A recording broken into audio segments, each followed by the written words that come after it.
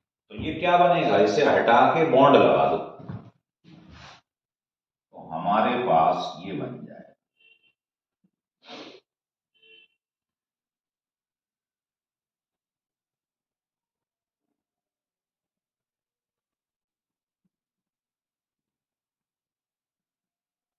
तो ये इसका तरीका है। अब इसे हटाओ, बॉन्ड लगा दो तो सीधे आप लिख सकते हो एन हेक्सेन बन जाए।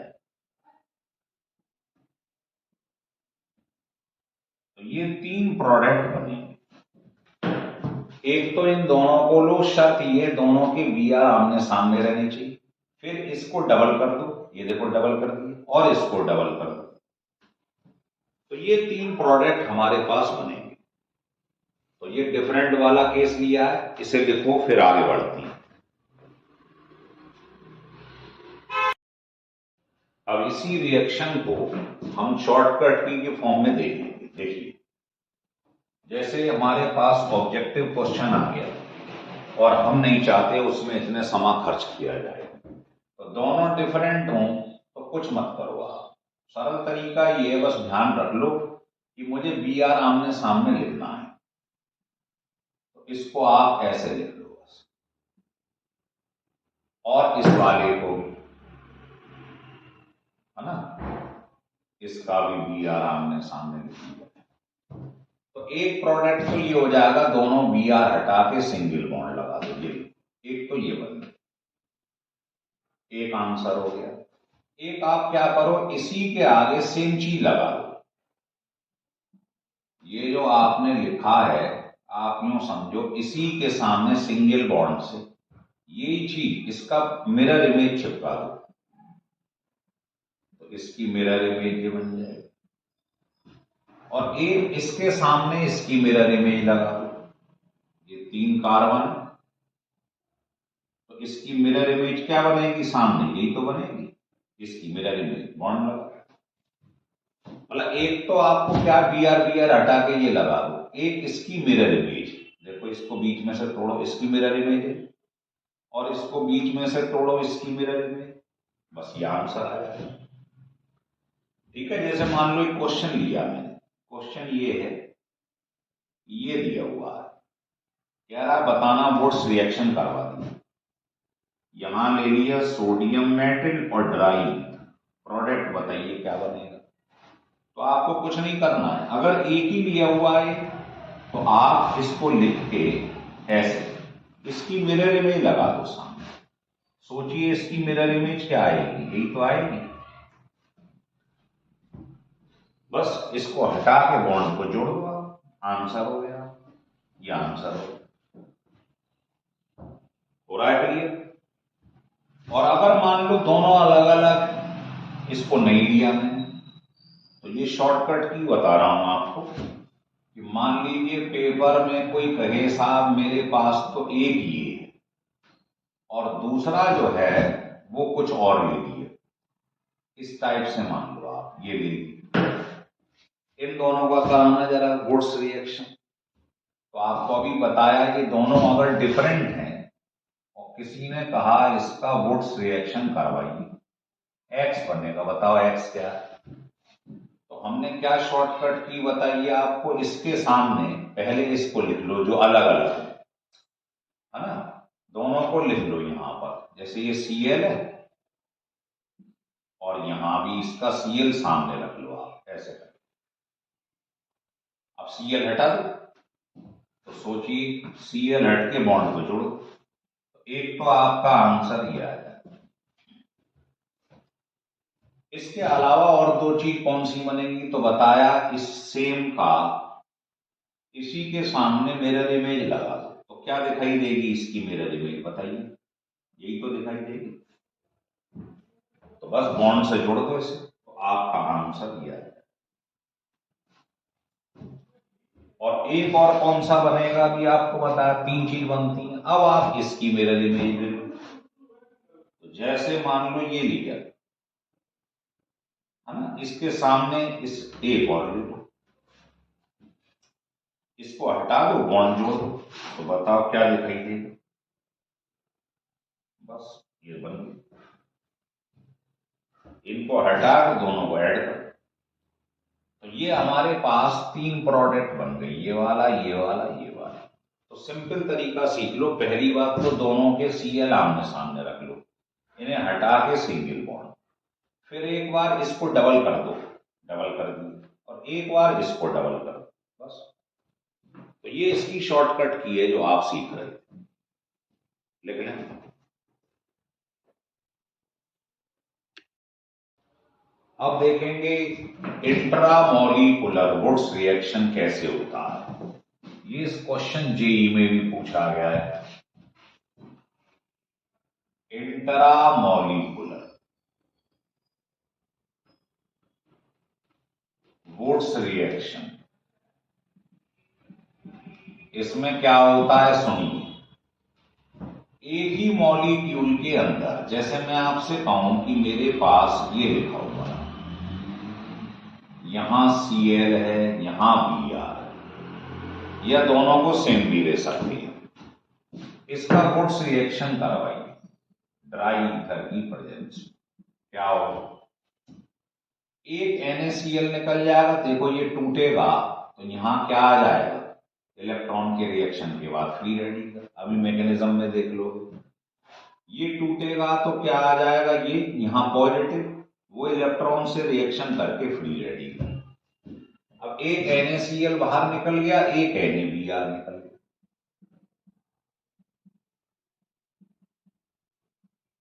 ये 2 लिख दिया था, समझ गए।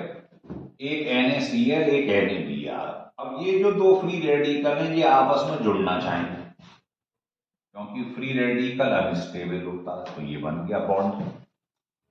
तो ये बाईसाइक्लिक कंपाउंड बन गया। ध्यान है, इसका नाम हमने नोमेनक्लेचर में बताया था, बाईसाइक्लो, 2 साइकिल है।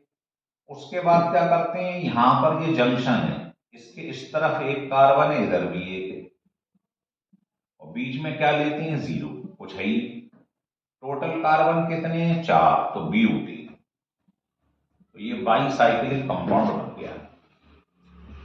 ठीक है, हो रहा है क्लियर। ऐसे ही आपने मान लो ये ले लिए,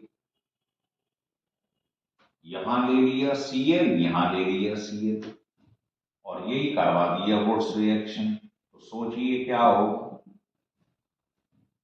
इसको ब्रेक कर दो, ब्रेक कर दो, ये फ्री रेडिकल। तो अब क्या होगा, दोनों Na दोनों Cl लेके चले गए, सेम है इसमें, और ये फ्री रेडिकल क्या है, रिएक्टिव है, अनस्टेबल है, तो ये दोनों मिलके बॉन्ड बना देंगे, ये आंसर हो जाएगा। हो रहा है क्लियर। तो अब इसमें देखो ये भी बाईसाइक्लिक कंपाउंड है, तो बाईसाइक्लो। इधर बताओ, ये जो जंक्शन है इसके इधर कितने कार्बन है, 2, इधर भी 2, और बीच में क्या लेते हैं, 0। टोटल 6 है, तो क्या हो जाएगा, हेक्सेन। तो ये रिएक्शन जो एक ही मॉलिक्यूल में हो जाए उनको कहते हैं इंट्रा मॉलिक्यूलर वुड्स रिएक्शन। हो रहा है क्लियर आपको। लिख लो। अब इसकी मैकेनिज्म बताता हूं मैं। देखिए, अब इसका वुड्स रिएक्शन का थोड़ा मैकेनिज्म देख लें कि हुआ कैसे है। तो मैकेनिज्म जो है उसको समझें पहले। तो आपको मालूम ही है इसमें होता क्या है। ये तुम्हारे पास एल्काइल हैलाइड है, इसका मैंने वुड्स रिएक्शन करवा दी।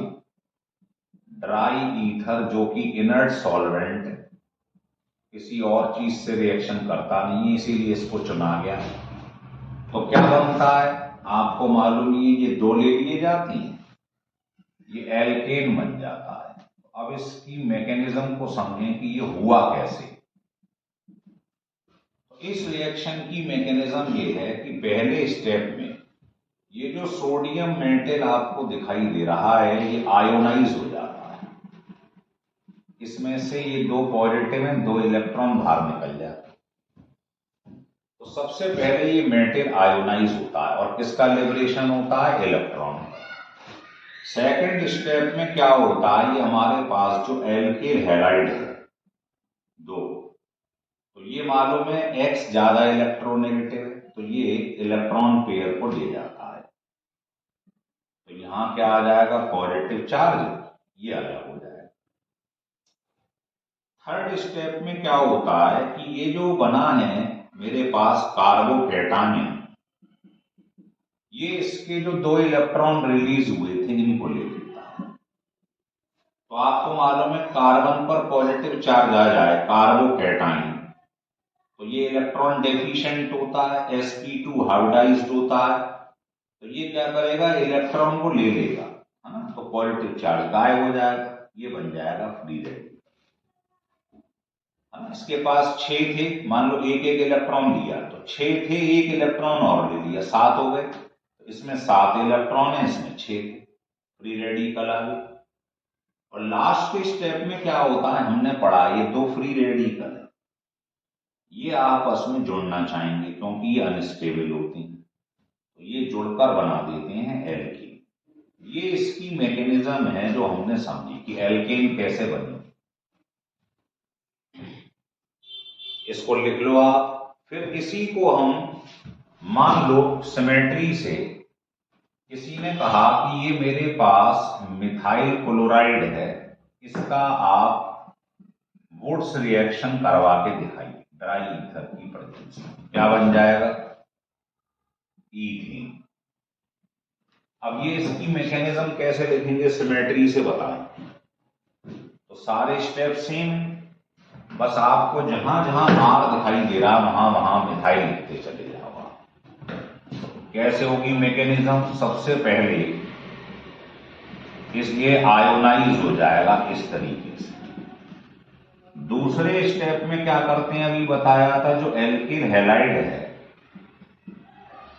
ये क्या है, ज्यादा इलेक्ट्रोनेगेटिव है, तो ये इलेक्ट्रॉन पेयर को अपनी तरफ खींच लेगा, तो ये बन जाएगा कार्बोकैटायन।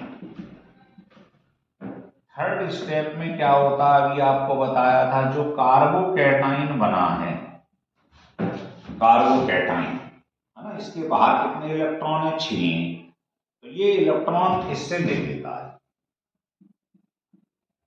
तो ये बन जाएगा फ्री रेडिकल। और लास्ट स्टेप में ये जो 2 फ्री रेडिकल हैं ये आपस में जुड़ जाएंगे क्योंकि ये होते हैं अनस्टेबल, और बन जाएगा C2H6। तो ये जो C2H6 बना है इसकी ये मैकेनिज्म हो रहा है, क्लियर मैकेनिज्म। तो ये हम जो पढ़ रहे हैं ये वुड्स रिएक्शन, लिख लें इसको।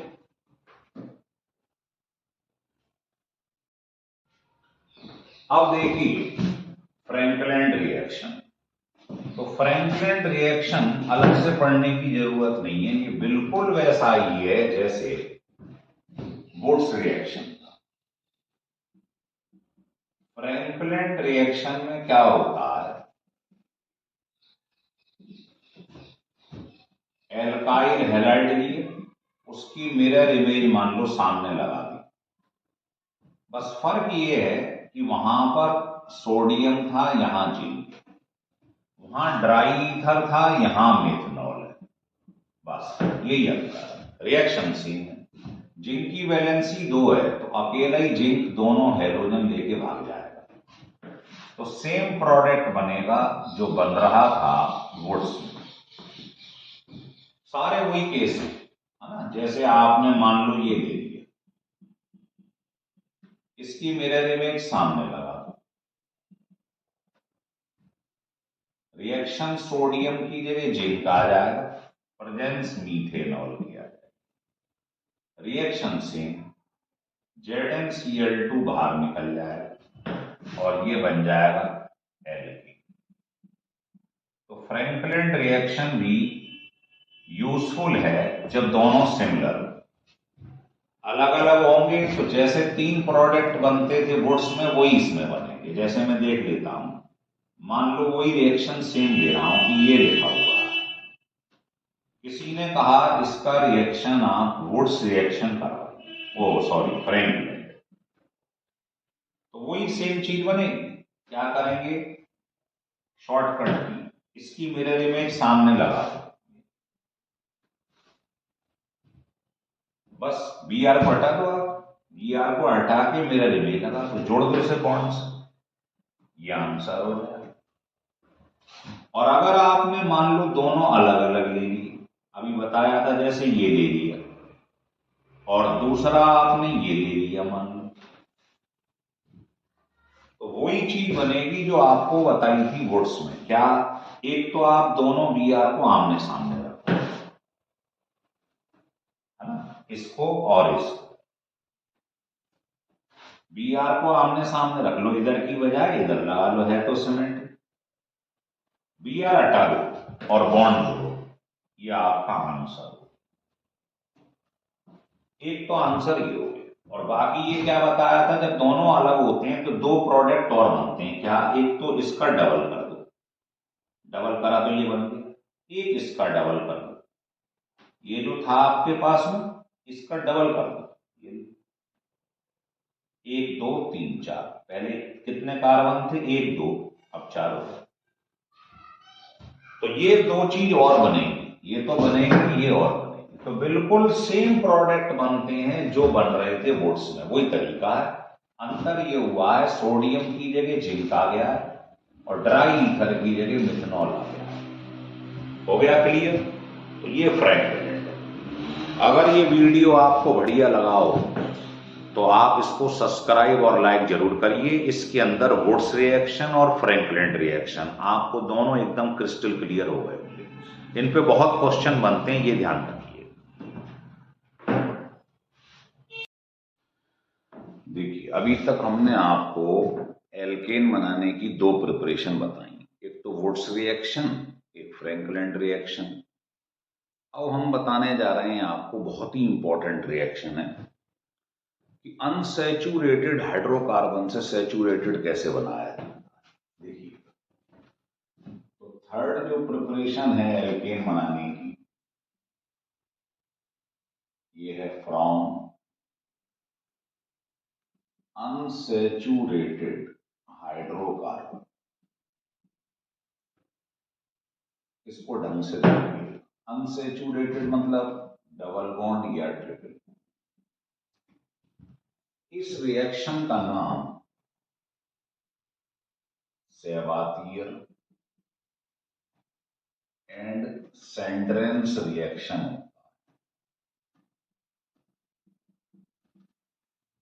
तो ये नेम्ड रिएक्शन, तो देखिए जैसे ये डबल बॉन्ड है या ये ट्रिपल बॉन्ड है और आप इससे सिंगल बॉन्ड बनाना चाहते हो, आप इसका कैटालिटिक हाइड्रोजनेशन करवा। तो आप जानते हो जिसमें पाई बॉन्ड होता है, इन दोनों में पाई बॉन्ड है, ये एडिशन रिएक्शन देंगे। तो कैटेलिस्ट ले लीजिएगा। अगर तो आपने निकेल ले लिया तो आपको हाई टेम्परेचर लेना होगा, और अगर आपने प्लेटिनम ले लिया या पैलेडियम ले लिया तो रूम टेम्परेचर पे ही काम चल जाए। बस ये कॉन्सेप्ट समझना है। होना कुछ नहीं, एक बॉन्ड जब हटता है, ये आपको मैकेनिज्म में भी कई बार बताया, जब एक बॉन्ड हटता है तो दो वैलेंसी फ्री हो जाती है, इन पर एच एच लगा, बन गई है। सिमिलरली ट्रिपल बॉन्ड में भी यही हो, एक बॉन्ड हटा, दो वैलेंसी फ्री हो गई, एच एच लगा। लेकिन ये रिएक्शन केवल यही नहीं रुकता है, ये तब तक होगा जब तक सिंगल बॉन्ड ना बन जाए। फिर रिएक्शन कराई वही प्रेजेंस में, फिर बॉन्ड हटेगा, एक एक वैलेंसी फ्री होगी और ये बन जाए। तो रिएक्शन तब तक चलता है जब तक सिंगल बॉन्ड ना बन जाए। हो रहा है क्लियर? तो आप डबल बॉन्ड से भी सिंगल बना सकते हैं और ट्रिपल से भी। इसमें क्या होगा, दो मोल लेने पड़ेंगे, चाहो तो इसको डायरेक्ट लिख दो, दो मोल, और यहां कुछ भी लिख लीजिएगा।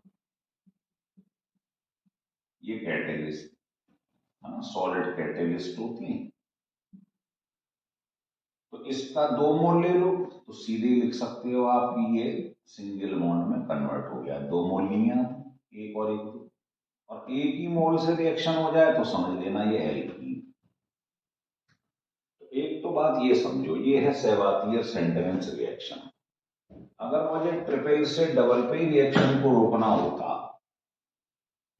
आगे नहीं जाना होता कन्वर्जन में, तो आपने सुना है यहां लिंडलार्स कैटेलिस्ट लिखी, ध्यान आ रहा?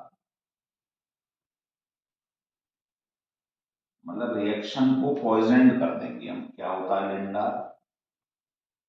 PDVASO4 इनएक्टिवेटेड बाय सल्फर, इसको लिंडार कैटेलिस्ट बोलते हैं। ये रिएक्शन ट्रिपल बॉन्ड को डबल बॉन्ड पे ही रोक देगा, आगे नहीं जाने देगा। तो क्या होगा? एक बॉन्ड हटेगा, दो वैलेंसी फ्री हो जाएंगी, उन पर HH लगा, बस रिएक्शन यही रुक जाएगा। आप चाहते हो अगर सिंगल बॉन्ड पे पहुंचे तो आपको ये कराना पड़ेगा, कैटेलिटिक हाइड्रोजीनेशन। और अगर आपने इसका लिंडलार कैटेलिस्ट पे करा दिया तो ट्रिपल से डबल पे ही रिएक्शन रुक जाएगा, आगे नहीं जाएगा। हो गया क्लियर? तो पहले आप इसे लिख लो, फिर आगे चर्चा करते हैं आपसे।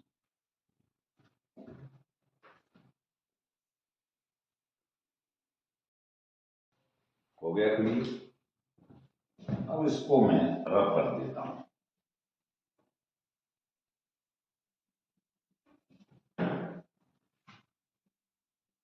देख, अब इसे थोड़ा और डिटेल में ले जाते हैं। अब हम देखेंगे इसके अंदर सिन एडिशन।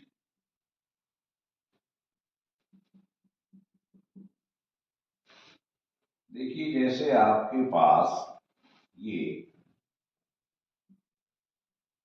एल्कीन और आपने इसका रिएक्शन करवा दिया हाइड्रोजन और कोई भी कैटेलिस्ट ले लिए, ये सब सॉलिड कैटेलिस्ट होती हैं। सॉलिड कैटेलिस्ट कौन होते हैं इधर बताता हूं। सॉलिड कैटेलिस्ट वो होती हैं जिसके पास बहुत सारी फ्री वैलेंसी होती है।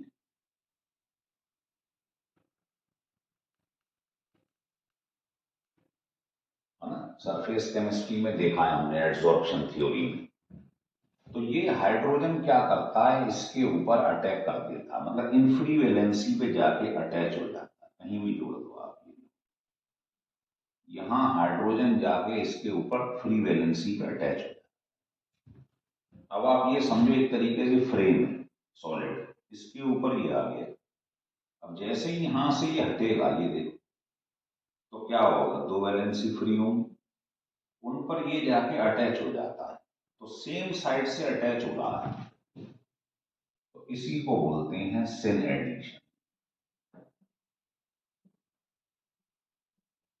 यहां हाइड्रोजन अटैच हो, तो आप देख रहे हो ये सॉलिड सरफेस है, इसके ऊपर क्या होता है, फ्री वैलेंसी पे जाके हाइड्रोजन पहले अटैक करता है, जुड़ गया। अब आप इसका रिएक्शन कराओगे तो डबल बॉन्ड जब हटता है तो दो वैलेंसी फ्री होंगी, उन पर ये जाके सीधे अटैक कर देगा। तो एक साइड से ही तो अटैक करेंगे दोनों हाइड्रोजन। तो जब एक साइड से अटैक करेंगे इसको बोलते हैं सिन एडिशन, है ना? दोनों एक ही तरफ से अटैक कर रहे हैं। सिन का मतलब वैसे ये नहीं होता है। सिन का मतलब ये होता है, आपको बताएं, कि जो जगह खाली हो, जो स्पेस वैकेंट हो, वहीं पे किसी एटम का अटैक कर देना या ग्रुप का अटैक कर देना, वो कहलाता है सिन एडिशन, है ना? यहां पर आप देख रहे हो दोनों एक साइड से ही अटैक कर दे रहे हैं। अब इसमें अगर थोड़ा सा और बढ़िया आगे, मान लो आपने यहां पर कोई साइक्लिक कंपाउंड ली और यहां पर आपने दे दिए दो सिमिलर एटम या ग्रुप ले दी, और आपने यही रिएक्शन इसका करवा दी इन्हीं की प्रेजेंस में। क्या होगा बताइए? जब बॉन्ड हटता है तो दो वैलेंसी फ्री होंगी, तो ये आपको ऐसा दिखाई दे। अगर मैं इन Cl को वेज मान लू, सॉलिड है, तो इस पर जो H अटैक करने वाला है वो कैसा हो, डैश हो। Cl को मैंने वेज मान लिया है, और जो H ने अटैक करा है वो डैश है। मैंने आपको बताया था हाइड्रोजन जो अटैक करता है वो सेम साइड से ही करता है, देख लो आप, या तो नीचे से या ऊपर से। तो आप देख रहे हो जो हाइड्रोजन अटैक करेगा इसके ऊपर तो सेम साइड से अटैक करेगा, मतलब ये अगर डैश है तो ये भी डैश होगा एच, या आप ऐसे कर लो, ऐसे नहीं बनाना चाहो। अगर आपने Cl को ये मान लिया है तो इसको वैज मान लो हाइड्रोजन, एक ही बात होता है।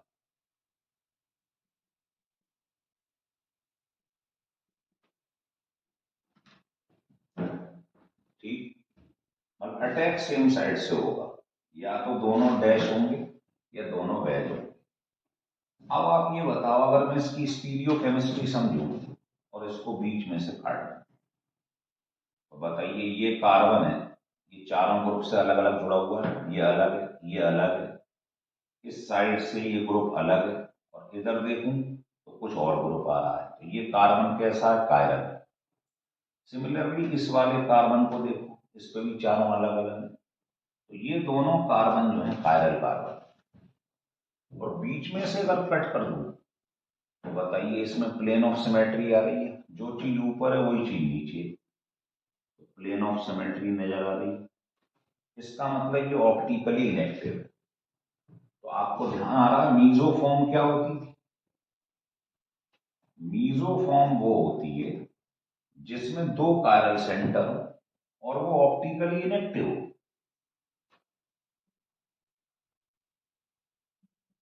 टू कायरल कार्बन हो और ऑप्टिकली इनेक्टिव, ये मीजो की कंडीशन। देखो दो ऑप्टिकली, ये कायरल है और बीच में से काटने पे प्लेन ऑफ सिमेट्री आ रही है, दोनों तरफ सेम चीज है, तो इसका मतलब ये ऑप्टिकली इनेक्टिव है, लाइट को रोटेट नहीं कर पाएगा, तो मीजोफॉर्म तैयार होगी इसके, चाहे इसे ले लो चाहे इसे ले लो, है ना। अब कोई पूछे ये दोनों क्या है, तो ये कोई इसकी मिरर इमेज तो है नहीं, तो आप कहोगे ये दोनों आइडेंटिकल, एक जैसे। हो गया क्लियर? इसको लिख लो, फिर और कुछ कंपाउंड लिख देखिए। अब मान लो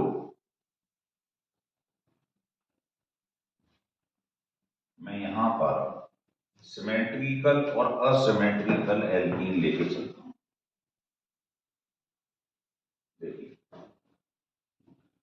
मान लीजिए सिमेट्रिकल लेके चला मैं, हाँ, तो सिमेट्रिकल अगर मुझे लेना है, यहां लिख देता हूं, सिमेट्रिकल एल्कीन लेके चले तो क्या होगा,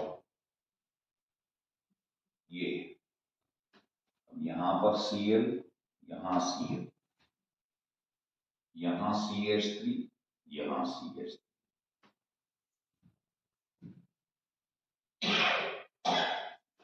सेम साइड में सेम ग्रुप नजर आ रहे हैं आपको, तो इसको सिस फॉर्म बोल दीजिएगा।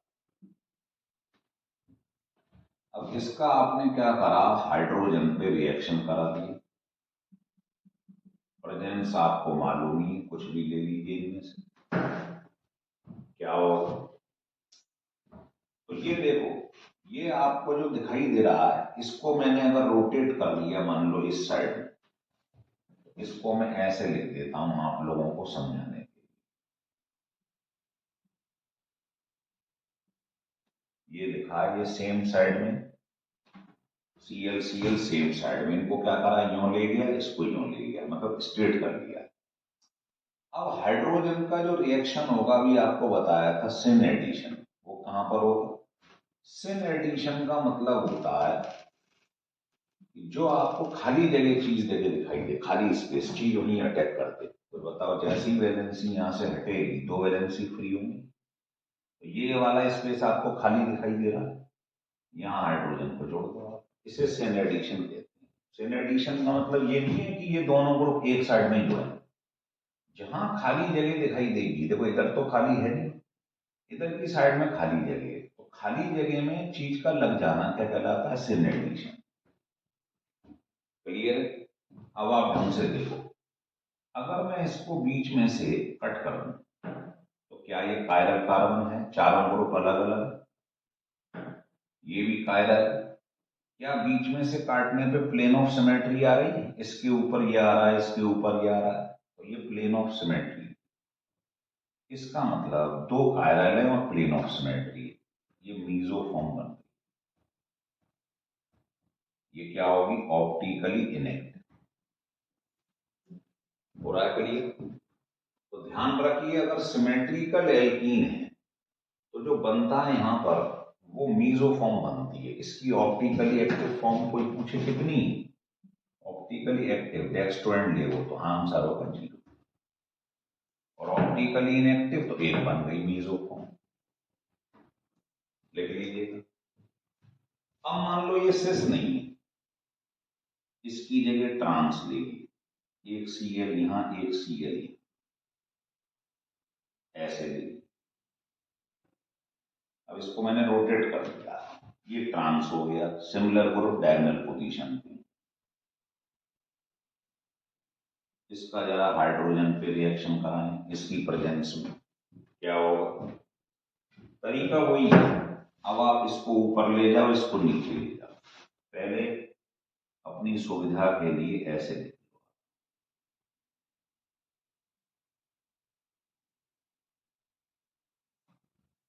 इसको इधर ले गए, इसको इधर ले गए। अब बताइए, इधर एक Cl, एक CH3,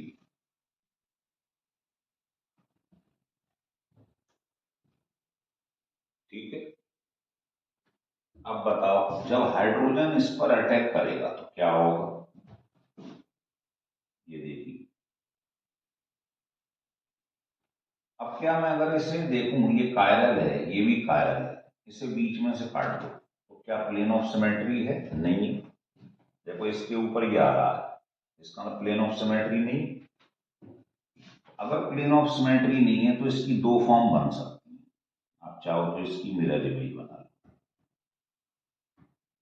ऐसा भी हो सकता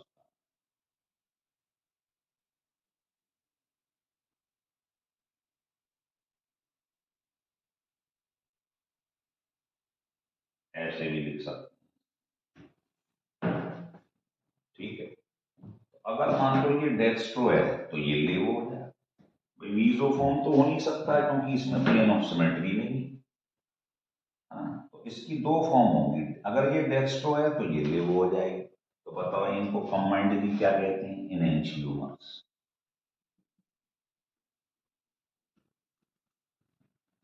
इनका मिक्सचर क्या बनाता है? Racemic mixture.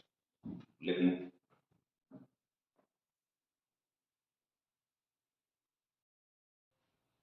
हो गया क्लियर?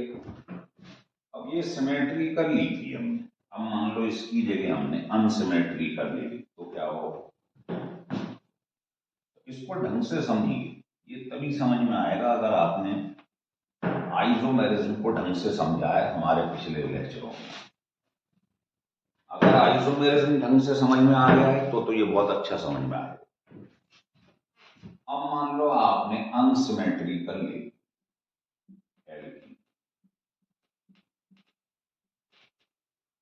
जैसे मान लीजिए ये आपके पास ले लिया, है ना?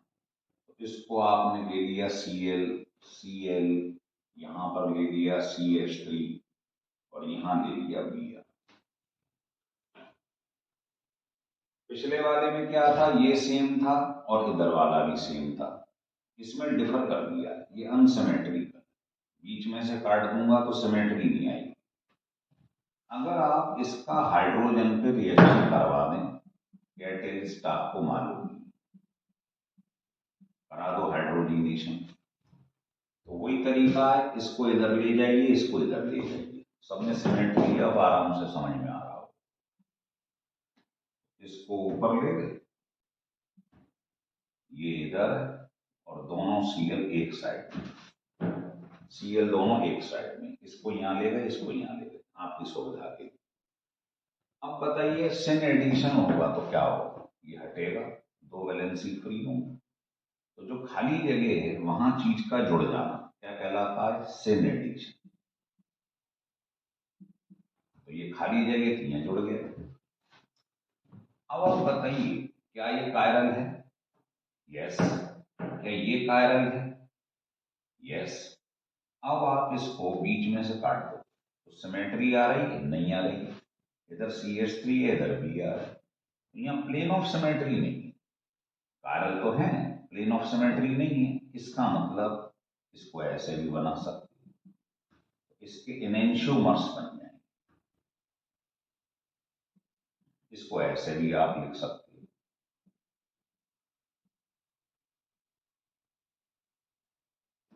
अगर ये डेस्ट्रो है तो ये लेओ है। इनको कंबाइंडली क्या कहते हैं? इनेंशियोमर्स। इनका मिक्सचर आप जानते ही हो, रेसमिक मिक्सचर कहलाता है। तो ध्यान रखिए, बीच में से काटने पर अगर सिमेट्री नहीं आए और इसमें कायरल कार्बन हो तो फिर ये इनेंशियोमर्स बनाता है, मतलब रेसमिक मिक्सचर बनाता है। अगर मान लो इसकी बजाय में ऐसा ले, ये क्या था? सिमिलर ग्रुप सेम साइड में, तो ये सिस जैसा था। मान लो ट्रांस ले लो, अब सेम ग्रुप डायगोनल पे है तो ट्रांस हो गए। इसको इंटरचेंज करो। अब इसका जरा हाइड्रोजिनेशन करवा दो, बताइए क्या होगा। तरीका वही है, इसको इधर ले जाओ, इसको इधर ले जाओ। अब तो आपको बहुत आसान लग रहा होगा। एक Cl इधर है, एक Cl इधर, अपोजिट साइड में। अब एक बॉन्ड हटाओ, बताओ दो वैलेंसी फ्री हो जाएंगे, ये और यहां पर H लग जाए। तो ये भी सिन एडिशन ही है। सिन एडिशन का मतलब है जो खाली जगह हो वहां चीज का अटैच हो जाए। हो गया सिन एडिशन। अब आप जरा बीच में से देखो, कहीं प्लेन ऑफ सिमेट्री तो नहीं। ये कायरल है, चारों ग्रुप अलग अलग है, ये भी कायरल है, लेकिन सिमेट्री नहीं है। यहाँ CH3 है या Br है। इसका भी वही हश्र होने वाला है जो इसका होगा। समझ में आ गई आपके बात? ये इसकी मिरर इमेज ऐसे बना लो, एक ही बात।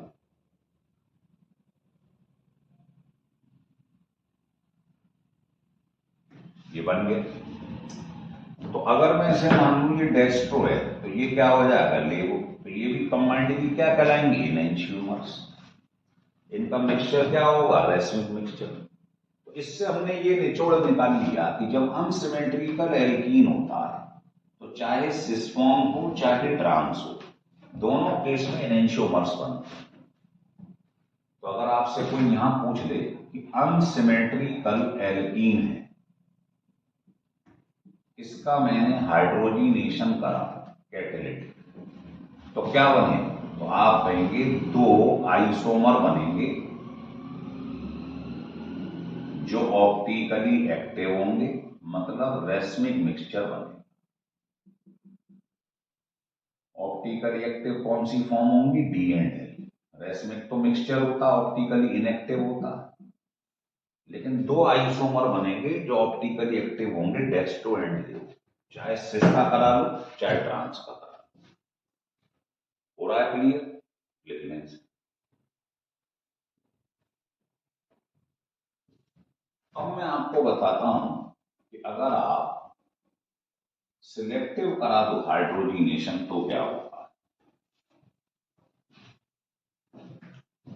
इसको तभी पढ़ो तो अच्छा लगेगा अगर आपने आइसोमेरिज्म को ढंग से पढ़ा हुआ है। देखिए,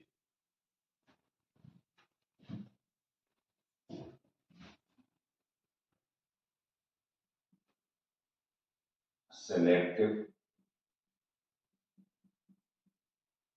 क्या कराने जा रहे हैं? हाइड्रोजिनेशन।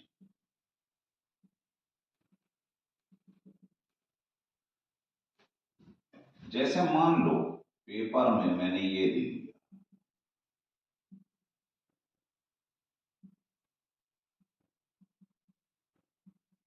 ये लिखा, और किसी ने कहा इसमें दो डबल बॉन्ड है, इसका हाइड्रोजन पे रिएक्शन करवाओ, है ना, निकेल या प्लेटिनम किसी की भी प्रेजेंस में करवाओ, क्या हो? सोचिए, इनमें से ये डबल बॉन्ड रिड्यूस होगा या ये वाला होगा? मान लेता हूं ये हो गया, तो ये बॉन्ड हटेगा, वैलेंसी फ्री हो जाएगी, एच एच लग। ये एडिटिव है। और मान लो अगर आपने ये वाला डबल बॉन्ड रिड्यूस कर दिया, बॉन्ड हटेगा, एच एच लगेगा, तो ये बन जाएगा।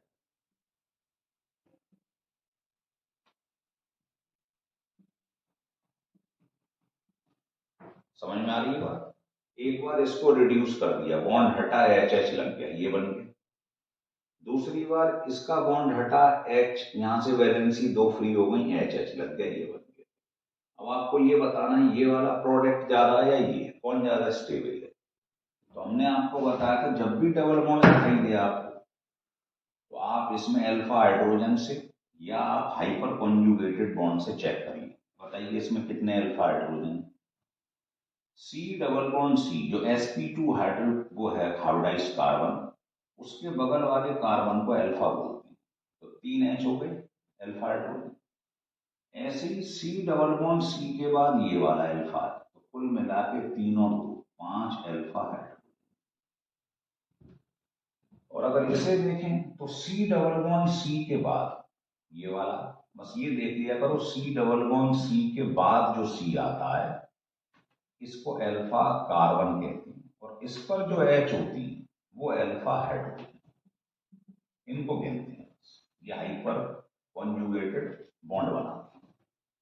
अब देखो सी डबल बॉन्ड सी के बाद जो नेक्स्ट सी आ रहा है, बस इसको देखना बाकी है, नहीं इस पे कितने अल्फा हाइड्रोजन है, तो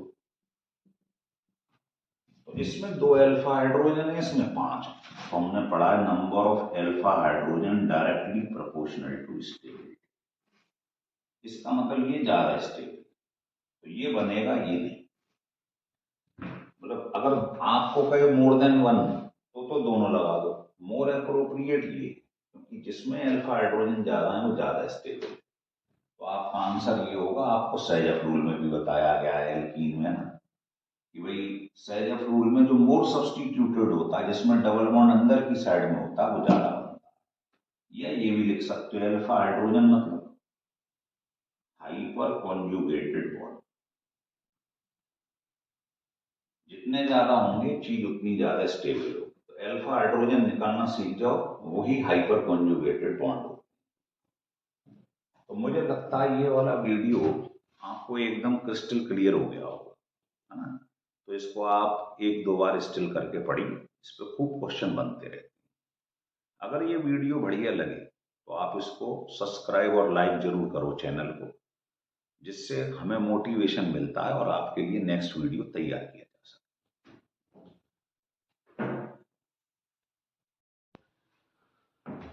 आज हम एल्केन का लेक्चर नंबर 3 स्टार्ट करने जा रहे हैं। अभी तक मैंने पिछले लेक्चरों में आपको टोटल 3 प्रिपरेशन बता चुका हूं, वुड्स रिएक्शन, फ्रैंकलैंड रिएक्शन और हाइड्रोजिनेशन कैटेलिटिक। आज हम बताने जा रहे हैं आपको रिडक्शन ऑफ एल्किल हैलाइड। तो इसको ढंग से देखिए, ये अपने YouTube चैनल का नाम है, तो इसमें सारी इंपॉर्टेंट वीडियोस आपको मिल जाएंगे। तो चौथी प्रिपरेशन लिखें, एल्कीन कैसे बनाते हैं फ्रॉम एल्काइल हैलाइड। एल्काइल, इसको आप RX से रिप्रेजेंट कर सकते। तो ये एल्काइल हैलाइड है, आपने क्या करा, इसका रिडक्शन करवा, क्या होगा, HX बाहर निकल जाएगा और दूसरा H लग जाएगा, ये बन गया है एल्कीन। अब बीच में एजेंट कौन सा लिया है, रिड्यूसिंग एजेंट, तो यहां आपको रिड्यूसिंग एजेंट लेना। तो रिड्यूसिंग एजेंट जो होती हैं, यहां जो इस्तेमाल होंगे वो हैं बहुत सारे। आप लिथियम एल्युमिनियम हाइड्राइड ले सकते हैं, सोडियम बोरोहाइड्राइड ले सकते हैं, रेड फास्फोरस HI ले सकते हैं, ट्राइफिनाइल हाइड्राइड ले सकते हैं, या जिंक प्लस एसिटिक एसिड ले सकते हैं। बहुत सारे हैं, फंक्शन अलग अलग, ये ले लो, संग में डाइल्यूट HCl ले लो, या जिंक कॉपर कपल ले लो, एंड इथेनॉल ले लो, है ना। सबका रोल अलग अलग है, तो एक एक करके मैं समझाऊंगा, ढंग से समझिए। तो पहले तो इसको लिख, है ना। अब इसको यहां लिखता हूं, फंक्शन ऑफ। तो पहले मैंने द्वारा से लिखने की बजाय इसको ऐसे लिख दिया।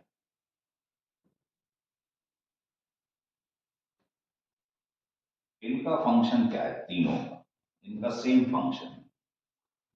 तो अगर मैं इसको देखूं एल्केन हैलाइड वाले, मान लो रिएक्शन ये लिखा, इसका मैंने रिडक्शन करवा दिया और इनमें से कोई ले लिया, तो ये क्या करते हैं, ये टूट कर मुझे एच आई देता है। जैसे इथेनॉल को मैं अगर ऐसे लिख दूं ब्रैकेट में, तो ये मुझे तीनों एच आई देते हैं, जिसकी मुझे यहाँ जरूरत पड़ने वाली है रिएक्शन के अंदर। तो अगर इन तीनों में से मैंने कोई इस्तेमाल कर लिया, तो मालूम तो ही क्या होने वाला है, HBr निकल जाए और दूसरा H अटैच हो जाएगा, एल्केन बन जाएगी। पर ये हुआ कैसे, तो इसकी मैकेनिज्म को समझने की कोशिश करिए।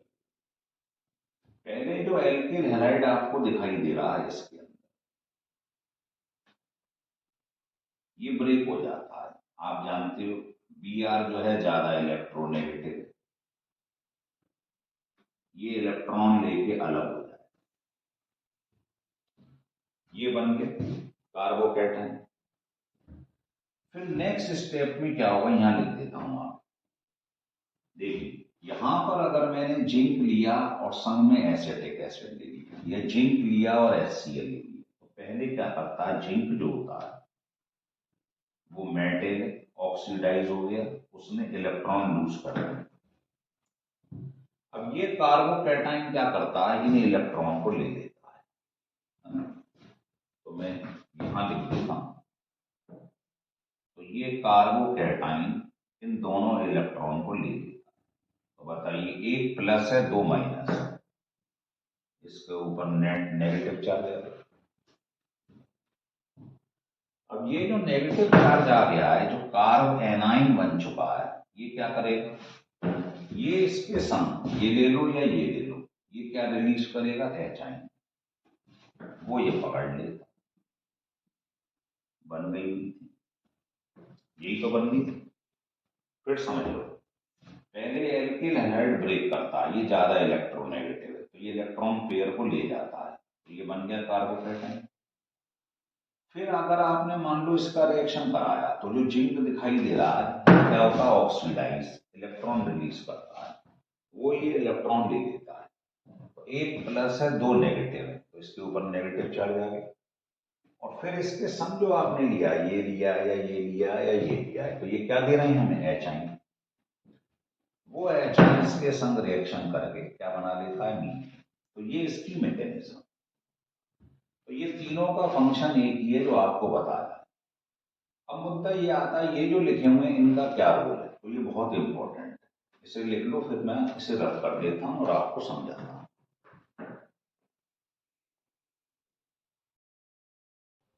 हो गया क्लियर। अब इसको मैंने यहां से हटा दिया है।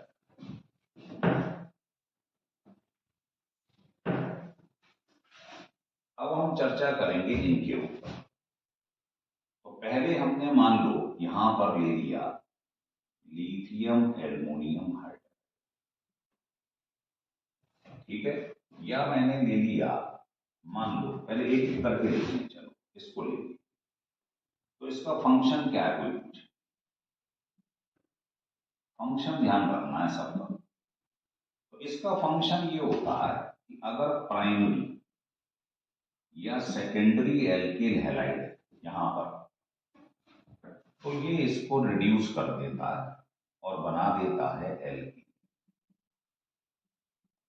लेकिन अगर इसकी जगह टर्शरी एल्केल हैलाइड हुआ तो लिथियम एल्युमिनियम हाइड्राइड एल्केन नहीं एल्कीन बनाता है एज ए मेजर प्रोडक्ट। कैसे, जरा देखिए। मान लो आपके पास ये कोई रिएक्शन लिखा, आप बताओ ये किससे जुड़ा हुआ है? प्राइमरी कार्बन से। तो ये प्राइमरी एल्केल हैलाइड, आपने क्या करा, इसका करा दिया रिडक्शन। इसकी प्रेजेंस में लिथियम एल्यूमिनियम हाइड्राइड, इसकी बात कर रहे हैं। तो क्या होना है ऊपर आपको मालूम ही, HBr निकल जाएगा और दूसरा H लग जाएगा, तो एल्केन बन गया। ऐसे ही अगर मैं इसकी जगह सेकेंडरी ले लूं तो भी यही हश्र होने वाला, कहो तो इसमें लिख देता हूं। अब ये हेलोजन इससे अटैच है, ये कैसा कार्बन है, 2 कार्बन से अटैच है, तो सेकेंडरी। ये सेकेंडरी एल्केल हैलाइड है, तो वही होने वाला है, HBr निकलेगा, H लग जाएगा, तो क्या बन जाएगी, एल्केन, है ना। CH3 CH2 CH3, HBr निकलेगा, H लग जाएगा। लेकिन अगर आपने टर्शरी लिया तो क्या होगा, वो देखने वाली चीज। अगर आपने टर्शरी एल्काइल हैलाइड ले ली और यही रिएक्शन करवा दी, तो इस बार इसके अंदर सब्स्टिट्यूशन रिएक्शन नहीं होगा, अब इसमें एलिमिनेशन रिएक्शन हो जाएगा। कैसे? ग्रुप के बगल वाला कार्बन कहलाता है अल्फा और उसके बगल में बीटा, इसे ले लो सिमेट्री, तो मान लो इसे ले लिया बीटा, तो क्या होगा, आप क्या देखोगे इसमें, इसकी प्रेजेंस में क्या होगा, बीटा एलिमिनेशन हो जाएगा, मतलब यहां से Br निकलेगा अल्फा से और बीटा से H निकल जाएगा, तो HBr लेके भाग जाएगा, तो अब आपके पास एल्कीन बन जाएगा। हो रहा है क्लियर? अल्फा से Br निकलेगा, बीटा से H निकलेगा, तो HBr लेके भाग जाएगा, मतलब इसमें एलिमिनेशन हुआ है। पिछलों में क्या हो रहा था, सब्स्टिट्यूशन, तो इसमें एल्कीन बनता है एज ए मेजर प्रोडक्ट। हो गया क्लियर? तो लिथियम एल्युमिनियम हाइड्राइड का काम है प्राइमरी और सेकेंडरी एल्किल हैलाइड से तो एल्कीन बनाते हैं, ये बनाया गया, लेकिन टर्शरी जो होता है वो एल्कीन बनाता है। अगर हम बात करें दूसरे,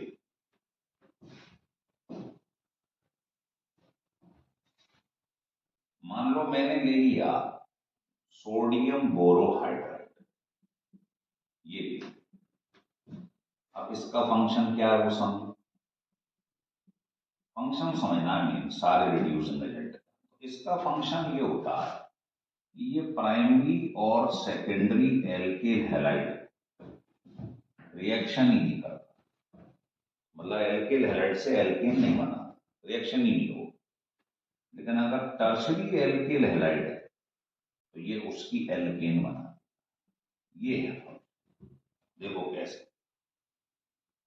अगर आपने यहां पर मान लो सेकेंडरी एल्किल हैलाइड लिया या प्राइमरी और इसका रिडक्शन करवाना चाहा सोडियम बोरोहाइड्राइड से, तो वो कह रहा है प्राइमरी और सेकेंडरी एल्किल हैलाइड रिएक्शन ही नहीं करे। लेकिन अगर आपने इसकी जगह टर्शरी ले ली तो वो उसे रिड्यूस कर दे। तो हर रिड्यूसिंग एजेंट का अलग अलग फंक्शन, क्या करेगा, HBr लेके चला जाए जैसे ये चाहता है और दूसरा H लग जाए,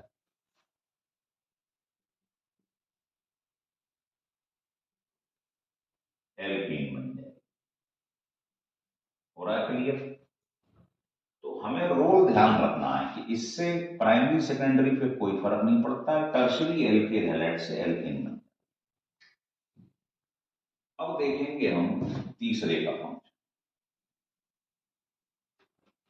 इनको ढंग से नोट करके रखिए, यही छोटी छोटी गलतियां पेपर में हो जाती। मान लो ये ले लूं पहले, क्योंकि तीनों में सिमेट्री, ये है ट्राइफिनाइल एनहाइड्राइड। ध्यान रखना इनके अंदर ये बेस्ट रिड्यूसिंग एजेंट। आप कहेंगे क्यों है? क्योंकि ये प्राइमरी, सेकेंडरी और टर्शरी सब एल्केल हैलाइड की एल्केन बनाते हैं। इसमें कोई रिस्ट्रिक्शन नहीं।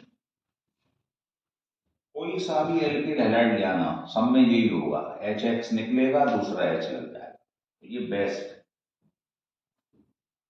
ठीक है, अब देखो रेड फास्फोरस और H। और एक बात और ध्यान रखना, ये सब जितने दिखाई दे रहे हैं आपको, ये हमें क्या देती हैं? ये हाइड्राइड फॉर्मेशन करती हैं, हाइड्राइड फॉर्मेशन। जबकि वो जिंक वाला जो रिएक्शन कराया था पहले, zinc acetic acid, zinc HCl, उसमें क्या बन रहा था? HCl टूटकर एचाइन दे रहा था।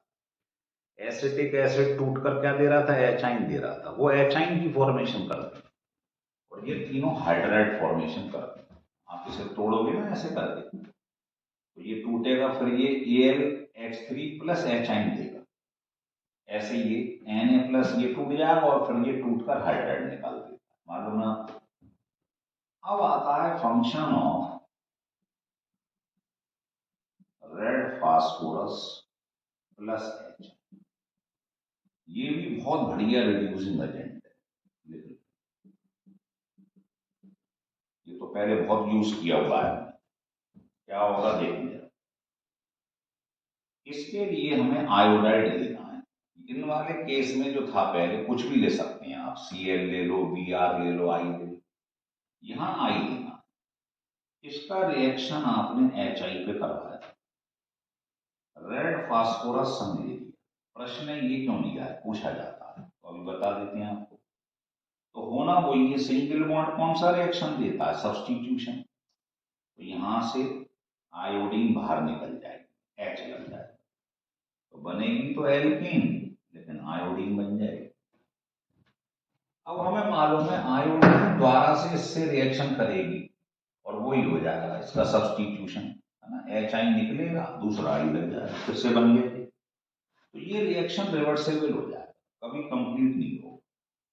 तो इसलिए इसमें रेड फास्फोरस मिलाया गया है। तो फंक्शन क्या है? कोई पूछे रेड फास्फोरस क्यों मिलाया? क्योंकि ये रेड फास्फोरस जो है, ये जो आयोडीन निकली थी, इससे रिएक्शन कर जाता और ये बना, बैलेंस करना।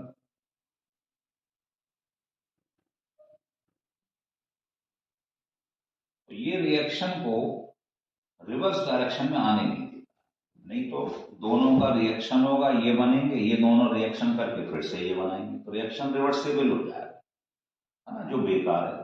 इसलिए इसे मिलाया गया है, जिससे आयोडीन जो बनेगी उसे तुरंत रिमूव कर दो। कैसे? ये इससे रिएक्शन कर जाए और ये बनाता चला जाए।